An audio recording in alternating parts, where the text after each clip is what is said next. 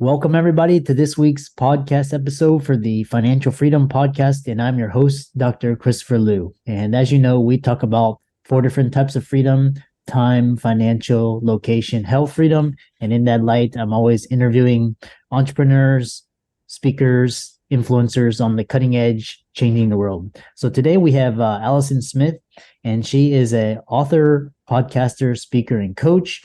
And she is very good at getting people unstuck.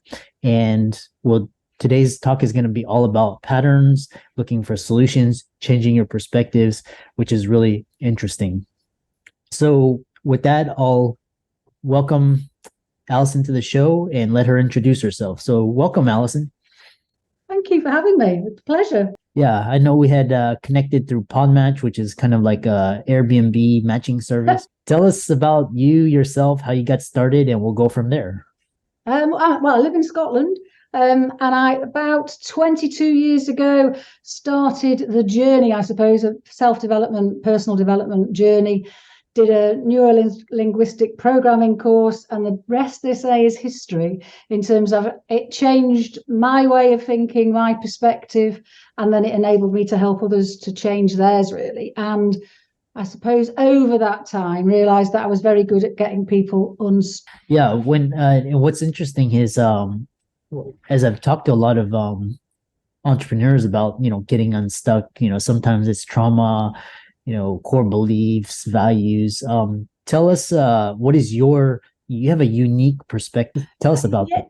Yeah, mine's when you've tried everything else. So I don't think you'd come to my sort of tools and techniques first, in as much that you'd more than often try, if you're quite a logical thinker, you might try some logical tools to get unstuck first, or you might try other, I suppose, health practitioners that you're more comfortable with.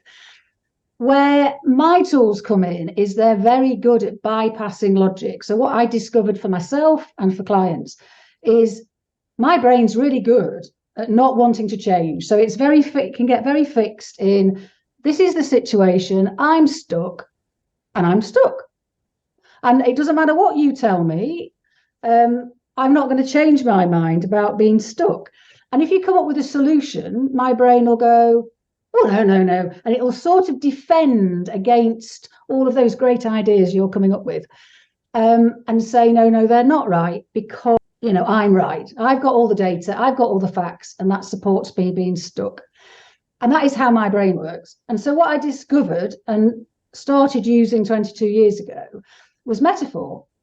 And that bypasses my brain's ability to defend against great ideas, because it's as if it bypasses and opens doors in my brain, and therefore in other people's brain, to solutions. Because I believe we've all got the solution. It's just that when we're stuck, for whatever reason, whether, as you say, whether it's historic events that have happened, beliefs, values, the doors are closed, and therefore we can't get into the room that's got the solutions. Metaphor helps us do that, because it puts to one side, I say that we send logic on a sort of coffee break. So logical thinking goes on a coffee break, and we just have a bit of fun without all the content and data of the situation. And we just look at the patterns. And the patterns enable us to go, oh, yes, I'm being a bit defensive. Or, oh, yeah, there's another perspective to look at. So that's, most of the tools are, use metaphor in order to look at the situation and open up our understanding of the situation, really. Yeah, I love that. And really, when you talk about like language and patterns, how you see things, it's quite interesting when you start being mindful and aware of like what your thoughts are and how you're perceiving things. Yeah, and I think that's where, to be fair, that's where the book came from. I've written a book, Can't See the Wood for the Trees. And it came from the fact that I started using nature as a metaphor for helping people solve problems. So you go out into nature and just notice the patterns, and people would go, oh, I'm on a path, and I haven't got a path in that situation. And, oh, I just need to follow the path or whatever. And then, as you say, what I then discovered and heard in people's language was the fact that they were using these terms and they were hidden metaphors in the language all the time, specifically nature ones. So people say, can't see the wood for the trees, stuck in a rut, going around in circles, like a fish out of water. There's all sorts of idioms, and they change, dependent on where you are in the world. But the idioms make sense to us. And if we are mindful when we're stuck of the idiom we're using, I would contend, rather than it being a description of I'm stuck, so I can't see the wood for the trees, and it's an absolute positive statement. Oh, hang on a minute. That's a metaphor. So if you were really in a wood and you couldn't see it for the trees, what would you do? And then you can come up with a whole list of solutions. Get a map, follow a path out, climb a tree. So you come up with a list of solutions, and then it's like, oh, I said I was stuck and I couldn't see the wood for the trees, but I could get a map. I could follow a path out. And the solution that I find the funniest is quite often we can't see the wood for the trees because we keep planting more trees. And so sometimes it's about remembering that we're have our own responsibility for not making our life even more difficult by keep planting more trees and saying yes to things. Yeah, and tell us when you talk about tell us you talk about metaphor, language, nature, and then you have landscaping your life, which it's very interesting language when you talk about that. Yeah, it's interesting in as much that I've used that term to describe the using landscapes and metaphors for our lives for 22 years. Sometimes people think I'm a landscape gardener, but I think because I've used it and because I'm quite comfortable with it, over time it's becoming, so the company name is now Landscaping Your Life. The podcast is Landscaping Your Life. I'm always referring to that. It is all of the tools I've mentioned. It is about using landscapes. Sometimes it's about going out into nature and absolutely inviting nature we're inviting you to notice the patterns in nature to provide solutions. Sometimes it's just imagining nature in your mind or doing collages or drawing. So in workshops, sometimes if we don't go out, then people might just draw and therefore, I suppose that's more to do with the landscaping. What does the current landscape look like? Draw it. What would the landscape that you'd like to move to look like? And then doing a various different things to be able to enable you to move from one to the other. Yeah. When you talk about, because you reference NLP and it's really powerful, can you talk to us about using language to find solutions? I think for me, it's about noticing the language and also noticing the effect the language has on you as you say it. Because one person might use, so for instance, I had one client who was looking for answers and they couldn't find the answers. But as soon as they started looking for solutions, they saw so many. Now, the situation wasn't any different, but the language, the specificity of the word they were using changed and enabled that door to open for them to see solutions they couldn't see when they were saying, I'm looking for, answers. So I think it's about, and it'll be different. So one person will love the word answer, somebody else will like solution, somebody else will like options. So I think the problem you've got is that there's no one right, if we always use the word solution, everybody will get it. So it is noticing in our own language, and obviously the language of our clients. Oh, that's interesting. When they said that word, it closed them down to options. What other options might we be able to use? And sometimes it's bringing it into conscious awareness to say, when you said that, it closed down the options. You're telling me that there aren't any solutions. What other words might there be that make you feel different? So I think it is that, as you say, that conscious awareness of language, the impact it's having on you or having on other people, that we use a word that we're comfortable with, so we don't get a feeling that it's incongruent, and yet the other person who's hearing it, the hackles come up, and I suppose the doors close in their mind because you've used a word that for whatever reason is unhelpful or unresourceful for them. Yeah, I love that. And it sounds like talking to you, and you're using nature and landscape. So you talk about in that context where you're using helping people find perspective, how to see the wood for tree. Yeah. The interesting thing is that it is about, because not everybody's going to be able to relate to the seeing the wood for the trees. So that's why the book's got a number of different idioms, which of these relate. I think I come back to the can't see the wood for the trees the most, because that's the one that's the richest for me in solution. I suppose the challenge is that we all look at the patterns differently. So if you and I were to go for a walk in a wood, you might actually, if we were both to repeat back the walk we'd had in the wood, think that we'd been on a completely different walk, because we'd noticed different patterns, we'd noticed different things.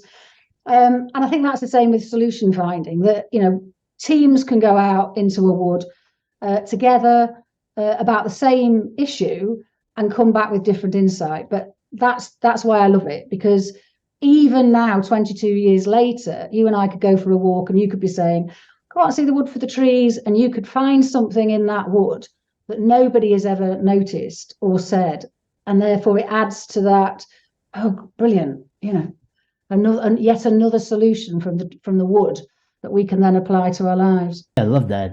Now tell us more about so you talk about this kind of like the beginnings of helping people get unstuck and putting down the stick that people are beating themselves. Sorry, I laugh only because that's one of my I was going to say one of my favorites, it is, but going around in circles is because so is turning a corner. So sometimes I would say that the words you're using follow through very literally. So if you want to turn a corner, go and find a corner and turn it. Now, that sounds, if anybody's listening, then they'll go, well, that sounds a bit weird. Go and try it, because the people's face when they walk round the corner and go, oh, but it feels different, and because they take the problem with them round the corner. In the same way as if you've got clients, or if you yourself are beating yourself up with a stick, then there's a video blog on my Landscaping Your Life YouTube channel where I put the stick down. And so I go out into a wood, and I'm thinking I'm just going to pick up one stick and, I'm just going to embody putting the stick down. Anyway, it turned out to be about 3 or 4 sticks. There was little sticks, big sticks. And, but it's just the fact that the brain gets to, I suppose, try it out, really. The fact that we're embodying putting the stick down, and then somehow the brain follows through on that commitment. Oh, you've put the physical stick down that you've metaphorically been beating yourself up with. How would it be if I actually... So I have got clients who still now will say, yeah, whenever I start to pick up the stick, I remember your video and I put it back down again. So, and it's even more powerful if you do it for yourself. So, if you've got clients, or if you are beating yourself up, then go out into nature, pick a stick up, pick a few sticks up.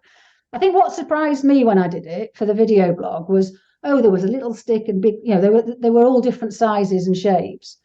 In the same way, and I think this is my favorite, is if you're going around in circles, get people to draw the circles.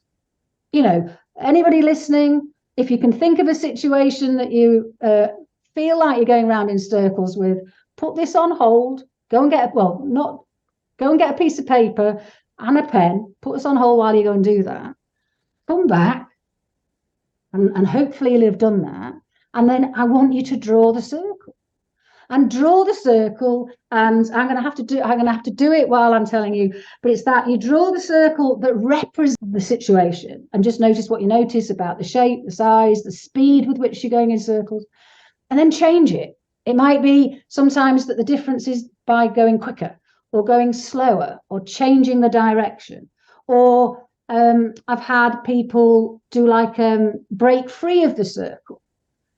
But all we're trying to do is disrupt our thinking that is stuck in that circling, and that somehow it might be that you need to pick up a different colour pen. It might be that you need to walk the circle. So I've done this quite often in woods where people walk the circle. But what happens is, by making lots of different changes, you are subtly able to shift your internal thinking about the situation. Yeah. Paths and destinations. What's next? I've written a poem on paths and destinations. Actually, that is what's next. So today I am writing the index for the next book. So that I've already got 2 books. So there's Can't See the Wood for the Trees, and then there's a prescription for well-being journal. And the 3rd book is Catching the Next Wave, which is short stories and poems to get you back on track. And in some respects, it's going deeper into metaphor, because the stories are metaphors, as are the poems. So one of the poems is about paths and destinations, and it's just a different way of helping people get back on track, continuing that theme of connecting with their inner wisdom rather than trying to solve problems logically all the time. Yeah, I love that. So tell us more, as we're coming to the end, you can tell us, the audience, I'm sure they're interested in talking to you. And I know you have a book and you have a podcast. So tell us more about how they can, reach out and pick those out. There's lots of Alison Smiths in the world. So I would suggest that they search Landscaping Your Life, because if you search Landscaping Your Life, you'll find me, whether that's Landscaping Your Life on YouTube, Landscaping Your Life podcast, which is on all the various different podcast channels. Even Landscaping Your Life in Amazon will find the Can't See the Wood for the Trees book. So I think Landscaping Your Life in LinkedIn, Facebook. So I think that's the easiest way, because as I say, you'll be there forever trying to search Alison Smiths, but Landscaping Your Life, you'll find me. Yeah. And for all the listeners out there, let's think, Alison, the one key takeaway I loved is this use of language and metaphors, and how you're talking about nature and woods and how to really get unstuck and fulfill your best potential. Be sure to check her out. She's on Facebook, LinkedIn, Instagram, Twitter, YouTube, as well as she's got a podcast and a book. And I love this idea of landscaping and how to change it. So, fantastic interview, and thanks so much for coming on to the podcast. Thanks for having me.